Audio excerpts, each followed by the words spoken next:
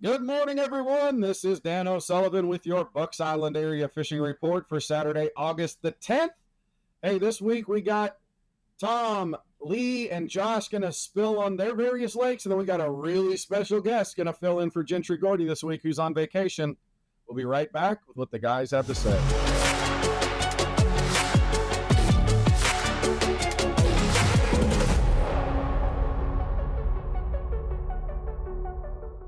Hey, I'm joined by Lee Pitts, the man, the myth, the legend, the Crappie King of Weiss Lake, who also happens to put a few bass in the boat.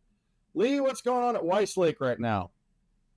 We're looking about the same as we were last week. It's just these dog days of summer. It's hot. Pretty much the same deals going on. You just got to slow it down and don't plan on an all day deal. Because the bite is a little slow right now. It's a little tough. It's more of an early morning deal. Get out there about daylight, and when that sun starts jumping over those trees, it's time to kind of pack it up. But not to say if you're wanting to spend a full day out there, you can't catch them. It's just a slow deal. Which I don't like it. I call it a quitter's rig, but they've been catching some on the Carolina rig, throwing a small worm or something like that on it and just kind of letting it float around. Still guys catching some fish out there on a shaky head. It's just a slow deal. They're not wanting to chase a bait a whole lot.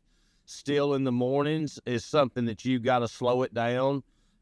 They really hadn't wanted to get on a buzz bait early. The last week or two, they want something that'll stop. They can get in behind it, and when it stops, they just come up there and take advantage of it and get a bite real quick. Hey, man, there ain't nothing wrong with the old two-plunk rig. There's been a lot of money won on that thing over the years, I guarantee you. All right, let's turn our attention to Neely Henry. I know that's kind of maybe a little bit better because of the current that goes through the lake, but what's going on there? And that's what, you just nailed it right there. They got a little bit more flow, a little bit more current coming down that main river, and the fish are reacting a little better to baits down there. They can back up in that grass off of that river, and there's enough that they don't have to move a whole lot. They can go from being in the dirt and the grass, going 10 yards, and they're out there in 10 foot on stumps. So it's something they don't have to exert a whole lot of energy and chase things around too. But it's a slow deal. The jig bite, and it's a smaller jig, something like a ball head or some kind of offshore jig has been getting bit pretty good. Also, that biffle bug with that swing head, that you get with that, let that bait do a pretty good job on it. That they've liked it pretty good down there on those harder bottoms and the eddy spots, and even off some of those longer points where those fish can just hold and not do nothing. You just had to bring out the hard head and the bug. Oh, my gosh. All right, I'm sure that the bait fish are starting to kind of show up on the surface a little bit, and the stripers are kind of, running around out there too on some of these lakes. Man, Lee, as always, brother, we appreciate everything. We will talk to you again next week, Fred. Hey, we're joined by Josh Heron, the designer and operator of Tato Baits. Josh, let's talk a little bit of Logan Martin. I'm sure that's probably a little bit better than the rest, but it's still going to be a lumpy, bumpy ride out there, isn't it? Yeah, man, it's hot. Surface temps Monday were 90, 91. So there's somewhere near the boiling point. Dude, it's a freaking grind.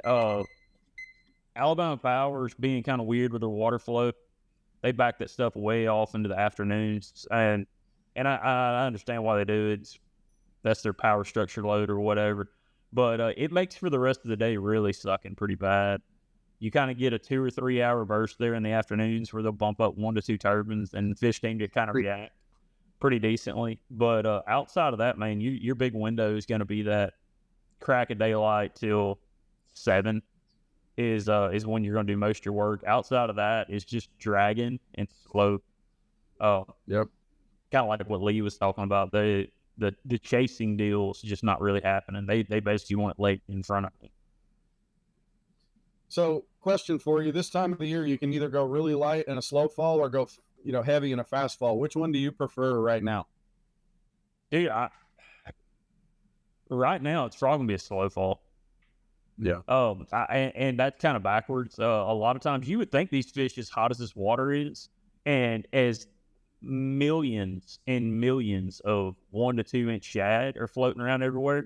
But dude, these jokers can swim around like right now, like whale sharks with their mouth open and just breathe and eat. There is so much bait in the river at Logan right now. And I don't think that's necessarily helping anything at all. No. Well, if it doesn't go slow, put something heavy on and go after it. Okay, give me Lay Lake. What's going on down there? Same junk, different day. Alabama Power's keeping up. Alabama Power's keeping up their blissful spring regiment. So grass fishing continues to suck. And outside of that, man, you just play in the generation schedule. This is the time of year where spotted bass tend to win down there. You'll see a big largemouth show up every now and then from now until September, but it'll pretty much be dominated by spotted bass, which is going to be current related at that dam or in these trees or live scope fishing. Yeah, now you could sit out there on those trees when the current's not flowing and maybe trick a few into biting, right? Yeah, they'll sit up in the tops of the trees really high when the water off, and I think they just kind of use it like a really elevated brush pile because you can actually see them sitting in the top third of the tree, and they'll either be sitting on the side or directly on top of it. Brother, we appreciate everything. Thanks for what you do every week. We'll talk to you again next week. Hey, we got Tom Ott, our local Guntersville hammer and expert, going to talk a little Guntersville fishing. I know it's hot. There's been some rain, current going through the system. What's the result been, Tom? Well, let me just start off like this. It's still, it's definitely right now fishing a lot better than the Coosa, from what I've been hearing anyway. That seems like a pretty rough fishery right now. So, I don't want to make anybody jealous or just throw pie in the sky, but fishing is a lot better right now in Guntersville than it has been in a while. But the water moving through it has really helped out a lot. It's located some fish, or it's moved some fish in some locations that they weren't necessarily in, a month ago when it was just super hot. But those fish are starting to find their way back out, back out to the ledges and those kind of things. I do agree with, the chase and bite can be a little tough. I know some of the scopers are still out there catching some large fish, doing that. That's not really a chase bait. But things, the jig is still a big catcher. I think a punch, a punch skirt, big bait like that has definitely been picking up some fish. So you still got to move around. I know some guys that really like to flip and pitch, and some guys that really like to stay out on those ledges. And the only problem with the ledges is they've just been beat on. So you got to find some unpressured fish, or you just got to kind of finesse them a little bit to get them to bite. But the punch bite's been really hot the last 2 weeks, and it's only going to get better, and we're just going to lead right into throwing a frog. So it's coming, guys, and it's getting a lot better. Still, I think punching bite's best in midday. Everything else, early and late. Go eat a cheeseburger during the middle of the day if you don't like to get eat up by bugs and sweat a lot. All I know is that no matter what the bug situation is, no matter what the heat situation is, there is something about putting that heavy head, that punch weight through there with that creature bait and having that thing set the hook, having that head come out of that grass and just throw. Oh my gosh. Is that so much fun? And I'm telling you, there's some really good fishermen out there that, really can dial that in. The color's I've been hearing, color, a lot of crawdad colors out there this time of year. But, it's been very interesting. I think you can do whatever you want, whether you want to fish really deep or you want to get into those punching areas. I still like that, in that 6 to 8 foot of water if you can really find that. Tom, as always, brother, we appreciate everything. Have a great rest of your weekend, and we will talk to you again next week, my friend. Hey, this is a time when we're usually joined by Gentry Gordy, but he's on vacation with his family this week. So we touched base with him, and we talked about some of the stuff that's going on down there at Lake Martin and at Jordan Lake. And here's what I'm going to tell you. Things have not changed very much. You're going to have a ton of boat traffic on Lake Martin, especially during the daytime. That is the recreation area for all of Montgomery and a bunch of people out of Birmingham.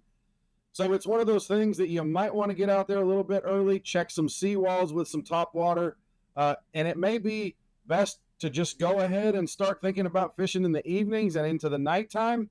But if you are going to go out in the morning, check your top water baits, some poppers, some walking baits, some of those things out towards the main lake. Those seawalls and the docks associated with them are going to hold some bait fish. They're going to have some residual activity in the morning from the overnight hours. So fishing that way, then some deeper brush piles, maybe with some shaky heads, Carolina rigs, and maybe some jigs out there, might put a few fish in the boat. In the evening, turn again to your top water, then look again at some of the points and some of those things, or as Gentry's brought up several times in the past, the dock pattern, especially those with lights around them, are going to draw bait fish to them. If you see green lights out there on the water around a dock, that's probably a fisherman that's trying to draw some fish there. So you could probably catch a few fish on a jig, maybe even a creature bait, something that gets in there around the dock, something that mimics some sort of a bluegill or something like that might get you a few good bites over there. Then you turn your attention to Jordan Lake. Jordan Lake's going to have a mixture of some grass out there that you might be able to flip. A creature bait on a heavy weight in the heavier cover would do well for yourself. And then you do have some offshore stuff that you can target with for the spotted bass out there. If you're a forward-facing sonar guy out there, those spotted bass will tend to suspend out there, and some of those good ones are the ones that are going to do that. You might be able to put a few fish in the boat that way. If you're not that kind of fisherman, head yourself upriver, watch the generation schedules from Alabama Power, look in the eddies behind the boulders and some of those deals, and don't forget that some of those offshore rock piles are going to be pretty good too, and those fish will get in behind those. You can catch a few fish a little bit deeper there on Jordan Lake when the current's not going, but when the current is going, look up shallower for some of those little offshore rock piles. Of course, you do have the face of the dam. Don't forget to wear your PFDs up there if you're going to go up there near that, because you do want to be safe, and that water can turn on at any time. But a jig, a swim bait, something like that behind those boulders and some of those eddy spots should produce. Of course, a crankbait when the water's running might be pretty good for you up there as well. Well, folks, that'll do it for our Bucks Island Area Fishing Report for Lake Martin and Jordan Lake. Filling in for Gentry Gordy this week, I'm Dan O'Sullivan. We'll talk to you again soon. Well, that'll wrap up our Bucks Island Area Fishing Report for Saturday, August the 10th. Hey, thanks for what you do to spend time with us here in this fishing report every week. We love hearing from you. We love hearing how much this helps you put a few fish in the boat. We do try to work with guys that will give you the good information, help point you in the right direction, and we love hearing that it's working for you. Of course, we love hearing from you and seeing you at Bucks Island. Please feel free to stop on by the showroom anytime you're looking for that new boat. If you need to keep yours running, stop in the parts department or the service department. We're there to help you keep your boat running. And of course, if you're looking for that tackle, don't forget the loft upstairs. Thanks to everything that you are. You are the best part of Bucks Island, and we appreciate you, and we will talk to you again next week.